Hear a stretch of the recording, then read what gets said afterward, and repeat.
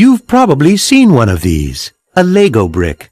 But have you ever wondered how it all started and why it's called Lego? Actually, the name is much older than this plastic brick. Are you curious? Let me tell you how it all began. Many years ago, there was a skilled and hard-working carpenter named Ole Kirk Christiansen. Ole was a respected carpenter with his own company, but times were hard, so he didn't have much money and had to dismiss his last worker.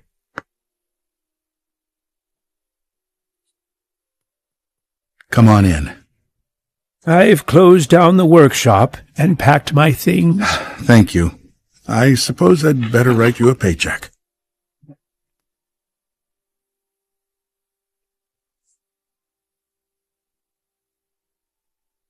Take care.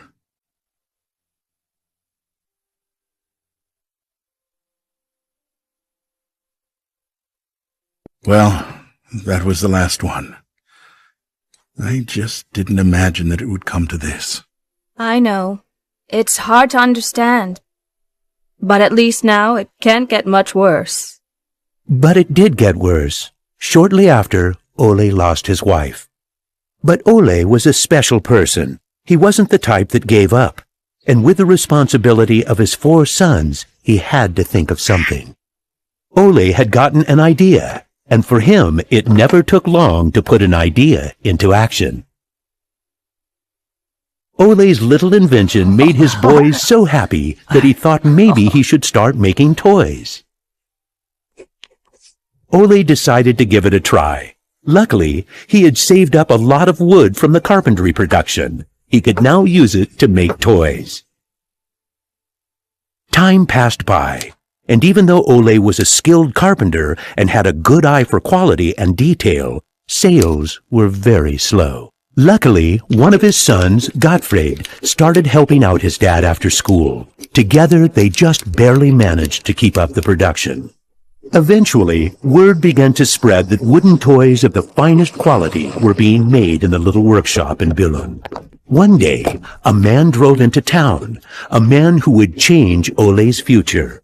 He was a wholesaler from Fredericia. I've heard that you're making some very nice wooden toys. Well, one does his best. The wholesaler was very impressed with all the wooden toys and placed a big order before he left.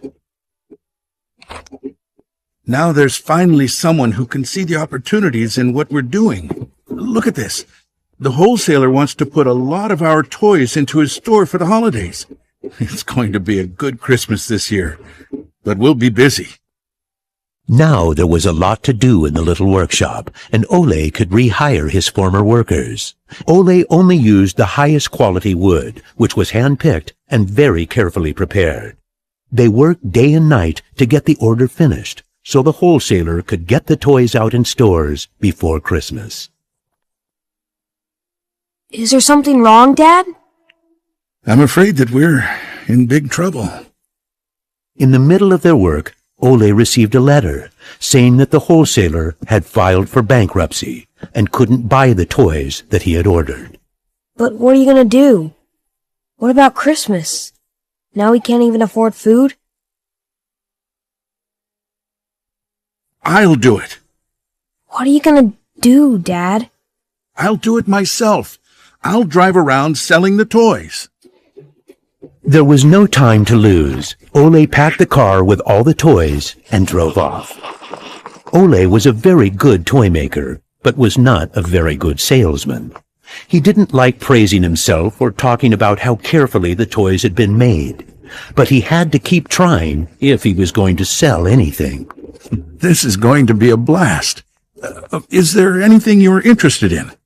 It looks exciting, but I don't have a lot of money right now. Maybe we could trade and call it even.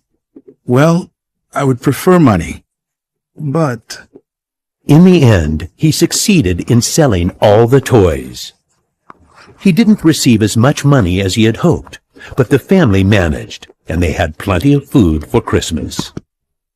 Time passed by, but the toys didn't sell as quickly as they had expected. Ole thought perhaps the company needed a good name.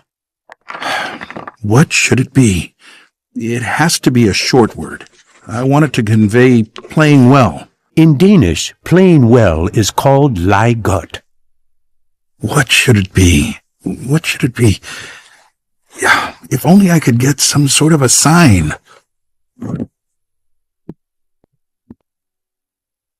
Lego. As you can see, Ole himself ended up finding a very suitable name. But what he didn't know was that in Latin, the word Lego means I put together. The name Lego was well received, and the company slowly started to move forward. We have made 3,000 crowns this year, and we have more orders than usual. Did you say 3,000 crowns? Then you need to see what I've been looking at.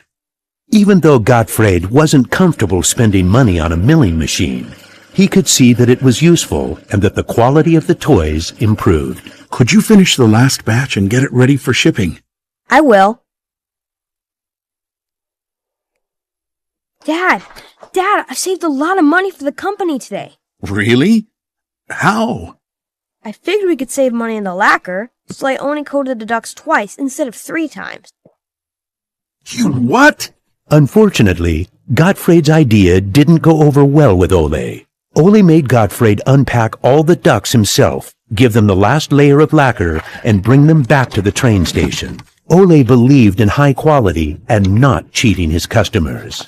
When Gottfried returned, Ole explained that that wasn't the way to create a good brand. This little lesson opened Gottfried's eyes to the fact that every detail matters, and only the best is good enough. In the late 1930s, Lego was making a profit. Even when the Second World War broke out, they tried to make the best out of a difficult time. It seemed nothing could go wrong. But a stormy night in 1942 changed their luck.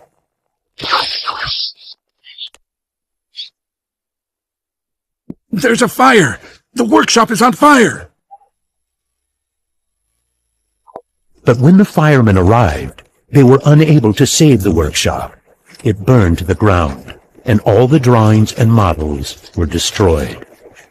Ole was beginning to lose hope. All that he had worked for was gone, and he almost lost his company. But being responsible for his children and workers inspired him to rebuild Lego. A new factory was constructed. Soon the production of wooden toys started again. The little company fought its way back into the market. Gradually, the Lego factory began to run smoothly, and Ole started looking for new challenges. One day, he went to Copenhagen to look at a new machine that had just arrived in Denmark. It was a plastic molding machine, and Ole was very excited about it. Should we buy it? It sure is a good bargain, and it will give us a lot of opportunities. Well, it does sound interesting, but it is a lot of money. I'll take that as a yes. When the plastic molding machine finally arrived, Ole started making little plastic teddy bears and rattles. But he still had the plastic bricks that he had received at the fair. There was something about them that he couldn't stop thinking about. And even though no one else could see the potential in them, Ole decided to redesign and put them into production. But it was when Lego first launched the Gray Ferguson tractor that the plastic toys became a success. Unfortunately, the sales were dropping during the summer, and the company had too many toys in stock. This can't be right! Of course our products can be sold the whole year, not only for Christmas. Gottfried decided that he would go out and sell the toys himself. Gottfried brought his wife Edith as company and moral support. If you can't get cash, then we need butter and eggs. Well, it wasn't that bad. Gottfried was a success in his trip around the country, which helped Lego to get out of its financial crisis. They reached home just in time for Ole's birthday party. Ole turned 60, and the whole family was gathered to celebrate with him. Well, I guess it was a long trip around the country. Hey, I got an idea. Listen. What about a picture with the 3 generations? Everyone thought that was a good idea, and we were placed on the sofa with all the presents and flowers around us. On a business trip to England, Gottfried met the head of a big shopping center on his way home. They discussed the toy industry, and the conversation would be very important to the future of Lego. Darn this industry. I just think that toys are no good nowadays. What do you mean? I think they're working very well. Oh, they work fine, sure, but there's no system in anything. System? System? There isn't any system. What in the world are you doing, Gottfried? There isn't any system. The toys need an idea and a system built around it. I want to put system into play. Children have only been offered ready-made solutions. They need something different that will strengthen their imagination and creativity. So you're trying to put Lego into a system? Interesting. That same year, Lego started producing the first Lego system of play. Children could now build houses from the Lego bricks. The town plan gave play a realistic town setting, and with this, children learned about traffic safety. My sisters and I could play with the new Lego system for hours. Some people said we were the luckiest children in the world because we grew up in a toy factory.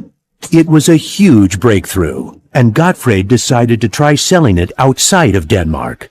The system of play was so popular that they managed to sell it to many countries. Look what I just built! That is really nice, Kel. Even though Lego was meant for only building houses, there was still a lot of opportunity. There was just one problem. I can't lift it up. It keeps falling apart. That made Gottfried wonder. He wanted to find a way to make the Lego bricks stick together, but that was easier said than done. Gottfried noticed that the Lego bricks got a better clutch power with tubes inside. Now it was no longer just bricks, but a whole construction system with endless possibilities. This was groundbreaking for the Lego product. With a child's imagination, Lego could be anything in the world, over and over again. The imagination is the limit. Look, Dad! Now I can build everything! Unfortunately, Ole never got to see how successful the little brick actually became. Gottfried was left on his own, and he had to go through another fire at Lego that destroyed most of the wood production.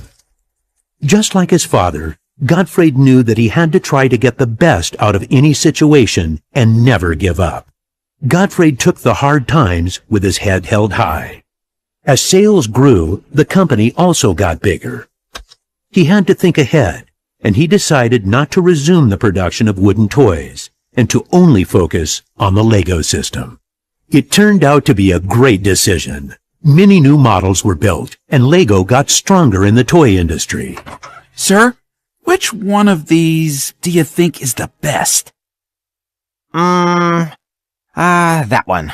Even though it got busier at Lego, Gottfried still had bigger plans. Now he wanted to build an airport, so it would be easier to sell his toys to the whole world.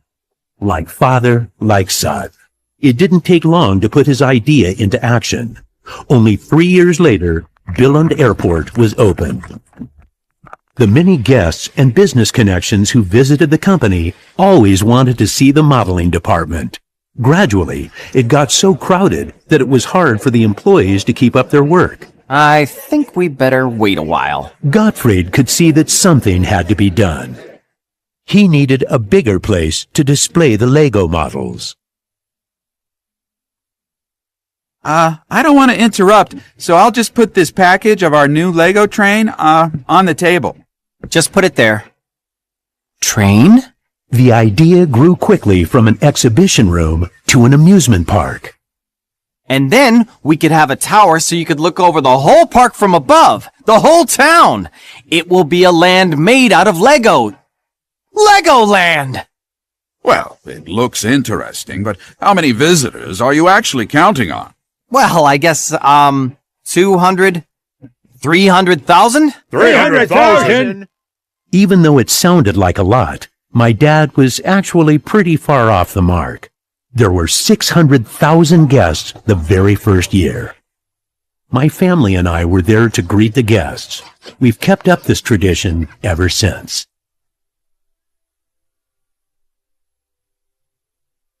Now you know how it all began. Lego wouldn't be what it is today if it hadn't been for my grandfather's sense of quality and search for perfection. My father firmly believed in the endless possibilities of the Lego system. I seek to take the Lego idea even further, encouraging children to explore, experience, and express their own world, a world without limits. And we are still convinced that only the best is good enough, because children deserve the best.